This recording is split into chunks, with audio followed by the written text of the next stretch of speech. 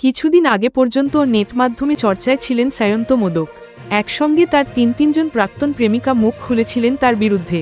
মানসিক, শারীরিক নির্যাতন সহ প্রেমিকাদের টাকায় খাওয়া, ঘোরার মতো অভিযোগ এনেছিলেন তারা। শুরুটা করেছিলেন কিরণ মজুমদার। তার ভিডিওতে কমেন্ট করে পাশে থাকার বার্তা দিয়েছিলেন দেবচন্দ্রিমা সিংহ রায়। আর এবার একসঙ্গে আরেক কাণ্ড করলেন দেবচন্দ্রিমা কিরণ। সায়ন্ত মোদক বাংলা ইউটিউব জগতের পরিচিত মুখ, সঙ্গে অভিনয়ও করেন টুকটাক। চলতি মাসে হঠাৎ করেই তার কীর্তি ফাঁস হয়ে পড়ে সকলের সামনে। প্রথমেই মুখ খোলেন সায়ন্তর সদ্য প্রাক্তন প্রেমিকা কিরণ। ভিডিওতে আনেন একের পর এক অভিযোগ। বিশেষ করে তার গায়ে অভিনেতা হাত তুলতেন শুনে ক্ষোভে ফেটে পড়েন নেটিজেনরা। ওই ভিডিওতেই হাতজোড় করে সায়ন্তর আরেক প্রাক্তন দেবচন্দ্রিমা সিংহা রয় কাছে ক্ষমা চেয়েছিলেন কিরণ।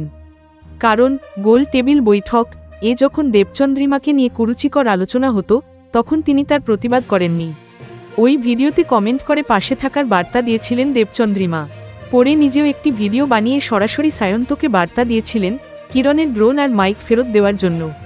সেগুলো ফেরত এসেছে তা আগেই জানিয়েছিলেন দেবচন্দ্রিমা।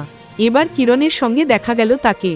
সম্প্রতি সোশ্যাল মিডিয়ায় একটি স্টোরি শেয়ার করেছেন দেবচন্দ্রিমা। সেখানে দেখা গিয়েছে হাসিমুখে একসঙ্গে বসে রয়েছেন দুজনে। দেবচন্দ্রিমা লিখেছেন, এখন জানি যে রাতের আইসক্রিমের ছবি তোলা যায় না কেন। লেট নাইট ড্রাইভ হলো, আইসক্রিম খাওয়া হলো, এবার কি কিরণ? এই স্টোরি থেকেই স্পষ্ট হয়ে গিয়েছে দেবচন্দ্রিমা এবং কিরণ এখন বেশ ভালো বন্ধু হয়ে গিয়েছেন।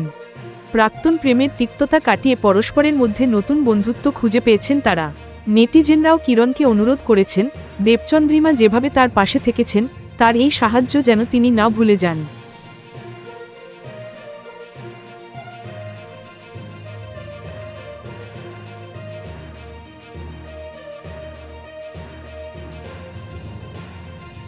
Thank you so much for watching our videos. Please do like, share, and subscribe our channel.